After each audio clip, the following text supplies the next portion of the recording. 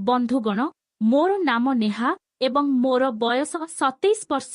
मु सुंदर एवं गोरा देखा जाउथिली। मोर विवाह को 5 वर्ष होइगलानी, किंतु मु आजि जाए मां होई पारिली नाही, कारण मो स्वामी रमेश मोठारु बहुत बड़ुथिले एवं देखिबाकू मध्य बहुत कला थिले। मो स्वामी रमेश सहर रे एक सरकारी चाकिरी करुथिले, तेणु आमे सहर रे रहुथिलु। मु मो स्वामी को आदौ पसंद करू नथिली, किंतु तांको धन संपत्ति देखि मु तांकु विवाह करिथिली। गोटिए दिन मो स्वामी तांको पुतुरांकु घरकु आनिले। से इंजीनियरी पढ़िबा पई सहरकु आसिथिले। से सहर रे नुआ थिले, तेणु तांकु कोनोसी रहिबा स्थान मिलिला नाही। सेथिपई मो स्वामी तांकु आम घरकु आनिले। से सुंदर थिले एवं तांकर शरीर जिम गला परि थिला। मु तांकु चाहि रहिली। तांकु देखि मोते लागिला जेपरि जणे फिल्म हीरो मो सामनारे ठिया होइछंती। मो स्वामी मोते तांको सहित परिचय कराइले, कारण से प्रथम थर पई आम घरकु आसिथिले। मु तांकु पूर्वरु केबे देखि नथिली। तांको नाम राहुल एवं तांको बयस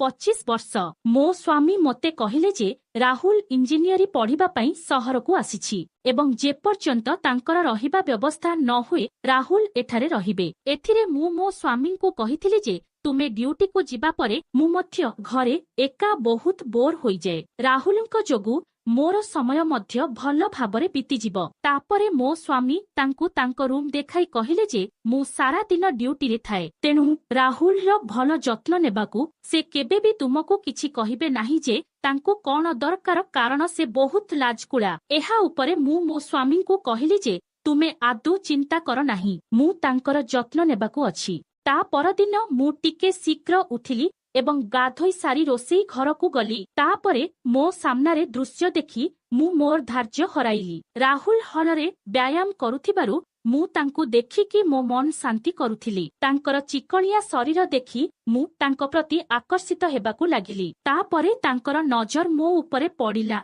एवं से शीघ्र तांकर सार्ट पिंधि तांको रूमकू गले। तापरे मु निजकू शांत करी रोसेई घरकू जाई राहुल पई जलखिया प्रस्तुत कली। किछि समय परे मो स्वामी एवं राहुल उभय जलखिया खाइबाकू टेबुल रे बसिथिले, किंतु राहुल मोते देखिबाकू मध्य प्रस्तुत नथिले। मु अनुभव करिथिली जे से प्रथम देखारे मोते देखि मो प्रेमरे पड़िजिबो, कारण मु बहुत सुंदर थिली, जेउमाने मध्य मो प्रेमरे सहजरे पड़ी परिबे। किंतु से मुंड तळकू करी नास्ता खाउथिले। तापरे मु तांकू पचारिली, राहुल नास्ता की परी अछि? से लाजरे कहिले जे एहा भल। एहा कही से नास्ता सारी तुरंत तांको रूमकू गले। किछि समय परे मो स्वामी एवं राहुल उभय जिबाकू प्रस्तुत हेले। तापरे मु राहुल को कहिली, राहुल तुमे प्रथम दिनरु ही कॉलेज जाउछ। तेणु से कहिले खुडी मोते मध्य मोर रहिबार व्यवस्था करिबाकू पड़िबो। एहा कही मो स्वामी एवं राहुल उभय घरु बाहरी गले। सेमाने जिबा परे सारा दिन मु केवल राहुल विषय चिंता करी चलिली। मोर ध्यान सारा दिन घंटा उपरे थिला। मु भाबुथिली केबे संध्या हेबो एवं राहुल घरकू आसिबे। मु जानि नाही काहिकी, किंतु मु तांको प्रति बहुत आकर्षित हेउथिली। मु निश्चित थिली जे आजि नुहे तेबे काली से निश्चित भाबरे मो प्रेम रे पड़िजिबे। रातिरे मु एक बहुत सुंदर बाइगणी नाइटी पिंधि प्रस्तुत होइगली। मो विवाहकू 5 वर्ष बीतीगला, किंतु आजि पर्यंत मु केबे मो स्वामी पई एपरि प्रस्तुत होई नथिली। विवाह परे प्रथम किछि दिन मु मो स्वामी पई प्रस्तुत हेउथिली, किंतु धीरे धीरे घर कामरे व्यस्त थिबारु मु केबे निज प्रति ध्यान देउ नथिली। जदि मोते बाहरकू जिबाकू पड़े तेबे मु प्रस्तुत हेउथिली, कारण बाहरे युवक एवं बुद्धिमान पुओ माने थिले। जेतेबेले मु मो स्वामीଙ୍କ सहित बाहरकू जाउथिली, समस्ते मोते देखि मो स्वामीଙ୍କୁ कहुथिले जे तुमर स्त्री बहुत सुंदर। तांको कथा सुनी मु निजकू बहुत गर्वित अनुभव करुथिली एवं मो स्वामी बहुत रागी जाउथिले। तापरे राति 8टारे मो स्वामी एवं राहुल घरकू आसिले। जेतेबेले मु द्वार खोलिली, मो स्वामी मोते देखि बहुत खुशी हेले, कारण बहुत दिन परे मु एपरि प्रस्तुत होइथिली। किंतु जेउ व्यक्तिंक पई मु एते प्रस्तुत होइथिली से मो आड़कू चाहिले नाही। से भीतरकू आसी सीधा तांको रूम को गले। तांको आचरण देखि मु बहुत रागी गली। से निजको कौन भाबिथिले, एते सुंदर महिला तांको आगरे थाई मध्य से एपरि किपरि व्यवहार करि परिबे। मु मनरे एहा भाबुथिली जेतेबेले मो स्वामी मो पाखकू आसिले एवं कहिले, नेहा तुमे आजि बहुत सुंदर देखा जाउछ। तुमे प्रतिदिन मो पई ଏପରି ପ୍ରସ୍ତୁତ କାହିଁକି ହେଉନାହଁ? ମୁଁ ପ୍ରତିଦିନ ରାତିରେ କାମରୁ କ୍ଳାନ୍ତ ହୋଇ ଘରକୁ ଫେରେ ଏବଂ ତୁମକୁ ଏପରି ଦେଖି ମୋର ସମସ୍ତ କ୍ଳାନ୍ତି ଦୂର ହୋଇଯିବ। ଚାଲ ମୁଁ ଆଜି ତୁମକୁ ବୁଲିବାକୁ ନେଇଯିବି। ମୋର ସ୍ୱାମୀଙ୍କୁ ଦେଖିବାକୁ ମଧ୍ୟ ଇଚ୍ଛା ହେଉନଥିଲା। ମୁଁ ମୋ ସ୍ୱାମୀଙ୍କୁ କହିଲି ଯେ ମୋର ମୁଣ୍ଡ ବହୁତ ଯନ୍ତ୍ରଣା ହେଉଛି ଏବଂ ମୁଁ ଏବେ ଇଚ୍ଛା କରୁନାହିଁ। ମୁଁ ଏତେ ଦିନ ଧରି ତୁମକୁ ଅପେକ୍ଷା କରିଥିଲି। ଏବେ ବହୁତ ଡେରି ହୋଇଗଲାଣି। ଆଉ ମୋତେ ମଧ୍ୟ ଖାଦ୍ୟ ରାନ୍ଧିବାକୁ ପଡ଼ିବ।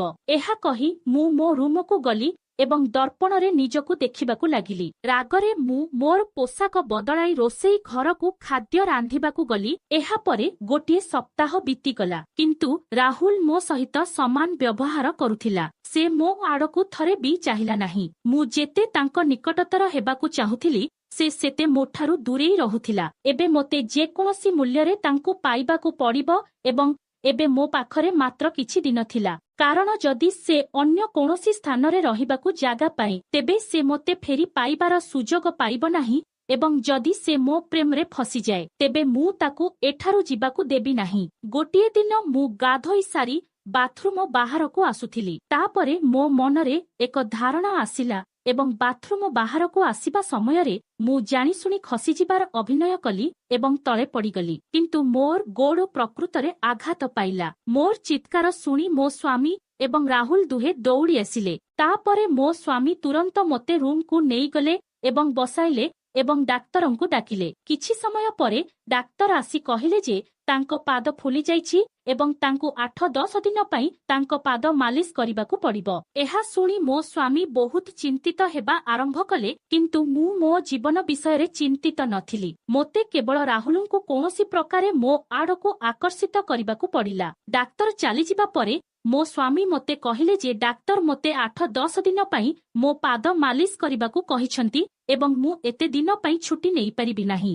ଏବେ କ'ଣ କରିବା? ତୁମର ଯତ୍ନ କିଏ ନେବ? ତୁମେ ଗୋଟିଏ ସ୍ଥାନରୁ ହଲି ମଧ୍ୟ ପାରିବ ନାହିଁ। ତାପରେ ରାହୁଲ କହିଲେ କାକା ଚିନ୍ତା କର ନାହିଁ, ମୁଁ ଖୁଡ଼ୀଙ୍କର ଯତ୍ନ ନେବି। ଏହା ଉପରେ ମୋ ସ୍ୱାମୀ ତାଙ୍କୁ କହିଲେ ଯେ ତୁମେ କଲେଜ ଯିବ ନାହିଁ। ତାପରେ ରାହୁଲ କହିଲେ କାକା ମୋର କଲେଜ ଏବେ ଆରମ୍ଭ ହୋଇଛି ତେଣୁ ମୁଁ କିଛି ଦିନ ପାଇଁ ଛୁଟି ନେଲେ କୌଣସି ଅସୁବିଧା ନାହିଁ। ମୋ ସ୍ୱାମୀ ରାହୁଲଙ୍କ କଥା ଶୁଣି ବହୁତ ଖୁସି ହେଲେ। ସେ କହିଲେ ଠିକ ଅଛି ରାହୁଲ, ଏବେ ମୁଁ ଚିନ୍ତା ନ କରି ମୋର ଡ୍ୟୁଟିକୁ ଯାଇପାରିବି। ଏହା କହି ମୋ ସ୍ୱାମୀ ଡ୍ୟୁଟିକୁ ଗଲେ। ଏବେ ମୋର ଏକ ଭଲ ସୁଯୋଗ ଥିଲା। ରାହୁଲ ପ୍ରତିଦିନ ମୋ ପାଦ ମାଲିସ କରୁଥିଲେ କିନ୍ତୁ ସେ ମୋ ଆଡ଼କୁ ଚାହିଁଲେ ନାହିଁ। ଏହିପରି 3-4 ଦିନ ବିତିଗଲା ଏବଂ ଗୋଟିଏ ଦିନ ମୁଁ ମୋ ରୁମରେ ଥିଲି ଏବଂ ରାହୁଲ ହଲରେ ଥିଲେ। ତାପରେ ମୁଁ ତାଙ୍କୁ ମୋ ରୁମକୁ ଡାକିଲି। ସେ ତୁରନ୍ତ ମୋ ରୁମକୁ ଆସିଲେ। ମୁଁ ତାଙ୍କୁ କହିଲି ମୁଁ ଏଠାରେ ବସି ବହୁତ ବିରକ୍ତ ହେଉଛି, ମୋତେ ରୁମକୁ ନେଇଯାଅ। ତେଣୁ ସେ କହିଲେ ଖୁଡ଼ୀ ମୁଁ ତୁମକୁ ନେଇପାରିବି ନାହିଁ। ଯେତେବେଳେ କାକା ଘରକୁ ଆସିବେ ସେ ତୁମକୁ ହଲକୁ ନେଇଯିବେ। ଯଦି ତୁମକୁ କିଛି ଦରକାର ହୁଏ ମୋତେ କୁହ, ମୁଁ ତୁମ ପାଇଁ ଆଣିବି। ମୁଁ ତାଙ୍କୁ କିଛି କହିପାରିଲି ନାହିଁ। ମୁଁ ତାଙ୍କୁ କହିଲି ଠିକ ଅଛି, ମୋର ଏବେ କିଛି ଦରକାର ନାହିଁ। ଯେତେବେଳେ ମୋର କିଛି ଦରକାର ପଡ଼ିବ ମୁଁ ତୁମକୁ ଫୋନ କରିବି। ମୋ କଥା ଶୁଣି ସେ ହଲକୁ ଫେରିଗଲେ ଏବଂ ବସିଗଲେ। ମୁଁ ଏବେ ତାଙ୍କ ଉପରେ ବହୁତ ରାଗିଗଲି। ଯାହାଙ୍କ ପାଇଁ ମୁଁ ମୋ ଜୀବନକୁ ବିପଦରେ ପକାଇଥିଲି ସେ ମୋ ବିଷୟରେ ଆଦୌ ଚିନ୍ତା କଲେ ନାହିଁ। ପରଦିନ ମୁଁ ଜାଣିଶୁଣି ବିଛଣାରୁ ତଳେ ବସି ପଡ଼ିଲି ଏବଂ ମୁଁ ବିଛଣାରୁ ପଡ଼ିଯାଇଥିବାର ଅଭିନୟ କଲି ଏବଂ ଜୋରରେ ଡାକିଲି।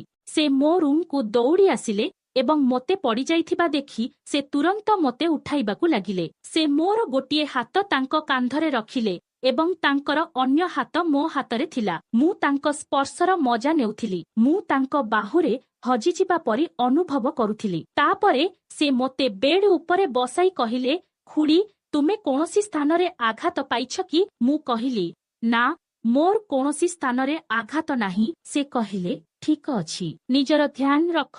ଏହା କହି ସେ ଚାଲିଗଲେ। ଏବେ ତାଙ୍କର ସ୍ପର୍ଶ ମୋତେ ବହୁତ ଅସ୍ଥିର କରିଦେଇଥିଲା। ମୁଁ ତାଙ୍କ ବିନା କିଛି ଭାବି ପାରୁନଥିଲି। ମୁଁ ପ୍ରତିଦିନ ପଡ଼ିଯିବାର ଅଭିନୟ କରିବାକୁ ଲାଗିଲି ଏବଂ ରାହୁଲ ମୋ ପାଖକୁ ଦୌଡ଼ି ଆସି ମୋତେ ଉଠାଇ ବିଛଣାରେ ବସାଉଥିଲେ। ଏହିପରି 8-10 ଦିନ ବିତିଗଲା ଏବଂ ତାପରେ ମୋ ସ୍ୱାମୀ ପୁଣି ଡାକ୍ତରଙ୍କୁ ଡାକିଲେ। ତାପରେ ଡାକ୍ତର କହିଲେ ଯେ ତାଙ୍କ ଗୋଡ଼ ଏବେ ଠିକ ଅଛି। ଏହା ଶୁଣି ମୋ ସ୍ୱାମୀ ବହୁତ ଖୁସି ହେଲେ। କିନ୍ତୁ ମୁଁ ଭାବିବାକୁ ଲାଗିଲି ଯେ ଏବେ ମୁଁ ରାହୁଲଙ୍କ ପାଖକୁ ଯିବାର ସୁଯୋଗ ପାଇବି ନାହିଁ। ସେଥିପାଇଁ ମୋର ମନୋଭାବ ବହୁତ ଚିଡ଼ଚିଡ଼ା ହୋଇଗଲା। ମୁଁ ସାରା ଦିନ ଭାବୁଥିଲି ଯେ ମୁଁ କଣ କରିବି ଯାହାଦ୍ୱାରା ରାହୁଲ ମୋ ପ୍ରତି ଆକର୍ଷିତ ହୁଅନ୍ତି। ଥରେ ମୋ ସ୍ୱାମୀଙ୍କୁ ଡ୍ୟୁଟିରୁ ଘରକୁ ଯିବାକୁ ପଡ଼ିଲା। ତୁମେ ନିଜର ଯତ୍ନ ନେବ ଏବଂ ରାହୁଲ ଏଠାରେ ଅଛି, ତେଣୁ ତୁମର ଯାହା ଦରକାର ହେବ ତାକୁ କୁହ। ମୋ ସ୍ୱାମୀଙ୍କ କଥା ଶୁଣି ମୁଁ ବହୁତ ଖୁସି ହୋଇଥିଲି। ଏବେ ମୁଁ ରାହୁଲଙ୍କ ନିକଟତର ହେବାର ସୁଯୋଗ ପାଇଥିଲି।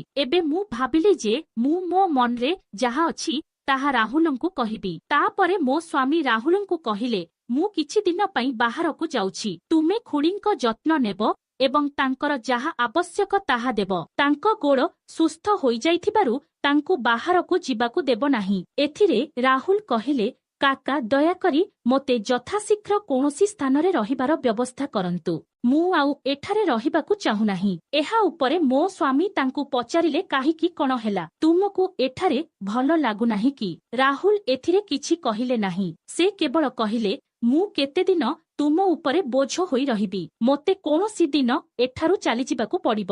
ଏହା ଉପରେ ମୋ ସ୍ୱାମୀ କହିଲେ, ଠିକ ଅଛି, ମୁଁ ଫେରି ଆସି ତମର ବ୍ୟବସ୍ଥା କରିଦେବି। ତୁମେ ତୁମ ଖୁଡ଼ୀଙ୍କର ଯତ୍ନ ନିଅ। ମୁଁ ତାଙ୍କୁ ପୂର୍ବରୁ କେବେ ଏପରି ଏକା ଛାଡ଼ି ନାହିଁ, କିନ୍ତୁ ଏବେ ତୁମେ ଏଠାରେ ଅଛ, ତେଣୁ ମୋତେ ଚିନ୍ତା କରିବାର ଆବଶ୍ୟକତା ନାହିଁ। ଏହା ଉପରେ ରାହୁଲ କହିଲେ, ହଁ ମୋ କାକା, ତୁମେ ନିଶ୍ଚିତ ହୋଇଯାଇପାର। ମୁଁ ଖୁଡ଼ୀଙ୍କ ଯତ୍ନ ନେବି। ରାହୁଲଙ୍କ କଥା ଶୁଣିବା ପରେ ମୋ ସ୍ୱାମୀ କାମ ପାଇଁ ବାହାରକୁ ଗଲେ। ରାହୁଲ ତାଙ୍କ ରୁମକୁ ଯାଉଥିଲେ ଯେତେବେଳେ ମୁଁ ତାଙ୍କୁ କହିଲି, ମୁଁ ତୁମ ସହିତ କିଛି ଗୁରୁତ୍ୱପୂର୍ଣ୍ଣ କଥା ହେବାକୁ ଚାହୁଁଛି। ସେ କହିଲେ, ମୋତେ କୁହ କଣ କଥା? କିନ୍ତୁ ସେ ମୋ ଆଡ଼କୁ ନ ଚାହିଁ କହୁଥିଲେ। ମୁଁ ରାହୁଲଙ୍କୁ କହିଲି, ମୋତେ ଦେଖ, ମୋ ଭିତରେ କଣ ଅଭାବ ଅଛି। ମୁଁ ଦେଖିବାକୁ ବହୁତ ସୁନ୍ଦର ଏବଂ ପୂର୍ଣ୍ଣ ଶରୀର ଅଛି। ତୁମେ ଯାହା ଚାହୁଁଛ ମୁଁ ତୁମକୁ ଦେବାକୁ ପ୍ରସ୍ତୁତ। ତାହେଲେ ତୁମର ଅସୁବିଧା କଣ? ମୁଁ ତୁମକୁ ବହୁତ ଭଲ ପାଏ। ମୁଁ ତୁମକୁ ବହୁତ ପସନ୍ଦ କରେ। ମୁଁ ତୁମକୁ ବହୁତ ପସନ୍ଦ କରେ। ମୁଁ ତୁମ କାକାଙ୍କୁ ଆଦୌ ପସନ୍ଦ କରେ ନାହିଁ। ଯଦି ତୁମେ ପ୍ରସ୍ତୁତ, ମୁଁ ତୁମ କାକାଙ୍କୁ ଛାଡ଼ି ସବୁଦିନ ପାଇଁ ତୁମ ସହିତ ରହିବାକୁ ପ୍ରସ୍ତୁତ। ମୁଁ ତୁମ ସହିତ ଚାହୁଁଥିବା ଖୁସି ଚାହୁଁଛି। ରାହୁଲ, ମୁଁ ତୁମକୁ ବିବାହ କରିବାକୁ ଚାହୁଁଛି। ମୋର ବହୁତ ଟଙ୍କା ଅଛି। ମୁଁ ତୁମକୁ କୌଣସି ଜିନିଷର ଅଭାବ ହେବାକୁ ଦେବି ନାହିଁ। ସେ କହିଲା, ଖୁଡ଼ୀ, ମୁଁ ମୋ କାକାଙ୍କୁ ବହୁତ ସମ୍ମାନ କରେ ଏବଂ ମୁଁ ତାଙ୍କୁ ବିଶ୍ୱାସଘାତକତା କରିପାରିବି ନାହିଁ। କାକା ତୁମକୁ ବହୁତ ଭଲ ପାଆନ୍ତି, କିନ୍ତୁ ତୁମେ ତାଙ୍କ ପ୍ରେମକୁ ଆଦୌ ମୂଲ୍ୟ ଦେଉନାହ। ଆଜି ଟଙ୍କା ଅଛି, କାଲି ତାହା ରହିବ ନାହିଁ, କିନ୍ତୁ ପ୍ରକୃତ ପ୍ରେମ ବାରମ୍ବାର ମିଳେ ନାହିଁ। ଯଦି ତୁମେ ମୋ ସହିତ ଏପରି କିଛି କର, ତେବେ ସାବଧାନ ରୁହ। ଏହା କହି ରାହୁଲ ତାଙ୍କ ରୁମକୁ ଯାଇ କବାଟ ବନ୍ଦ କରିଦେଲେ। ମୁଁ ରାହୁଲଙ୍କ କଥାରେ ରାଗି ନଥିଲି, କିନ୍ତୁ ସେ ମୋ ସୌନ୍ଦର୍ଯ୍ୟକୁ ଆଦୌ ପ୍ରଶଂସା କଲେ ନାହିଁ। ମୁଁ ଏଥିରେ ରାଗିଗଲି। ଏବେ ରାତି ହୋଇଗଲା। ମୁଁ ଶୋଇପାରିଲି ନାହିଁ। ରାତି 2 ବାଜିଗଲା। ମୁଁ ରାହୁଲଙ୍କ ରୁମକୁ ଯାଇ ଦେଖିଲି ଯେ ରାହୁଲ ଶୋଇଛନ୍ତି। କୋଠରୀରେ ଚାରିପାଖେ ଅନ୍ଧାର ଥିଲା। ମୁଁ କୌଣସି ଶବ୍ଦ ନ କରି ତାଙ୍କ ପାଖକୁ ଯାଇ ବିଛଣାରେ ଶୋଇଗଲି। ମୁଁ ରାହୁଲଙ୍କୁ କୁଣ୍ଢାଇବାକୁ ଯାଉଥିଲି, ହଠାତ୍ କେହି ଜଣେ ରୁମର ଲାଇଟ୍ ଜଳାଇଦେଲେ। ମୁଁ ଭୟରେ ଉଠିଲି ଏବଂ ଦେଖିଲି ରାହୁଲ ମୋ ସାମ୍ନାରେ ଠିଆ ହୋଇଛନ୍ତି। ତାଙ୍କୁ ଦେଖି ମୋ ପାଦ ତଳୁ ମାଟି ଖସିଗଲା, କାରଣ ସେ ବାହାରେ ଥିଲେ। ତାପରେ ତାଙ୍କ ସ୍ଥାନରେ କିଏ ଶୋଇଥିଲେ? ମୋର ଝାଳ ବାହାରିବାକୁ ଲାଗିଲା ଏବଂ ମୋର ଶରୀର ଭୟରେ ଥରିବାକୁ ଲାଗିଲା। ମୁଁ ପଛକୁ ଫେରି ଦେଖିଲି ଯେ ମୋ ସ୍ୱାମୀ ରମେଶ ରାହୁଲଙ୍କ ସ୍ଥାନରେ ଶୋଇଛନ୍ତି। ମୁଁ ମୋ ସ୍ୱାମୀଙ୍କୁ କହିଲି ଯେ ତୁମେ ତ ବାହାରକୁ ଚାଲିଯାଇଥିଲ, ଏଠାରେ କେମିତି? ତାପରେ ସେ ମୋତେ ଚାପୁଡ଼ା ମାରି କହିଲେ ଯେ ପ୍ରକୃତରେ ରାହୁଲ ଗତ କିଛି ଦିନ ଧରି ମୋତେ କହୁଥିଲେ ଯେ ସେ ଏଠାରେ ରହିବାକୁ ଚାହୁଁନାହିଁ, କିନ୍ତୁ ସେ ଅସହାୟ ଥିଲା କାରଣ ତାକୁ ରହିବା ପାଇଁ ଭଲ କୋଠରୀ ମିଳୁନଥିଲା। ତୁମର ଏହିସବୁ କାର୍ଯ୍ୟରୁ ମୁକ୍ତି ପାଇଁ ସେ ମୋତେ ସବୁକିଛି ସତ କହିଥିଲା, କିନ୍ତୁ ମୁଁ ତାଙ୍କ କଥାରେ ବିଶ୍ୱାସ କରିପାରୁ ନଥିଲି। ବିପରୀତରେ ମୁଁ କେବଳ ତୁମ ପାଇଁ ତାଙ୍କୁ ଖରାପ କଥା କହୁଥିଲି, କାରଣ ମୁଁ ଭାବୁଥିଲି ଯେ ମୋ ସ୍ତ୍ରୀ ବହୁତ ଭଲ। ସେ କେବଳ ମୋତେ ଭଲ ପାଏ, କିନ୍ତୁ ଏହା ମୋର ବଡ଼ ଭୁଲ ଥିଲା। କିନ୍ତୁ ସେ ମୋତେ ବାରମ୍ବାର କହୁଥିଲେ, କାକା, ମୋ ଉପରେ ବିଶ୍ୱାସ କର, ନଚେତ୍ ଗୋଟିଏ ଦିନ ଖୁଡ଼ୀ ତୁମକୁ ମାରିଦେବେ। ଯେତେବେଳେ ଆଜି ମୁଁ ନିଜ ଆଖିରେ ଦେଖିଲି, ମୋତେ ବିଶ୍ୱାସ ହୋଇଗଲା ଯେ ସେ ଠିକ କହୁଥିଲା। ମୋତେ ଆଉ ତୁମର ଆବଶ୍ୟକତା ନାହିଁ। ତୁମ ସହିତ ରହିବା ଅପେକ୍ଷା କୌଣସି ଗରିବ ମହିଳାଙ୍କ ସହିତ ସୁଖୀ ଜୀବନ ବଞ୍ଚିବା ଭଲ। ଏହା କହି ମୋ ସ୍ୱାମୀ ମୋତେ ଘରୁ ବାହାର କରିଦେଲେ। ବନ୍ଧୁମାନେ, ଯଦି ତୁମକୁ କାହାଣୀଟି ପସନ୍ଦ ଆସିଲା, ତେବେ ଭିଡିଓଟିକୁ ଲାଇକ୍ କର ଏବଂ ଯଦି ଚ୍ୟାନେଲକୁ ନୂଆ ଆସିଛନ୍ତି ତାହେଲେ ସବସ୍କ୍ରାଇବ୍ କରନ୍ତୁ। ଧନ୍ୟବାଦ।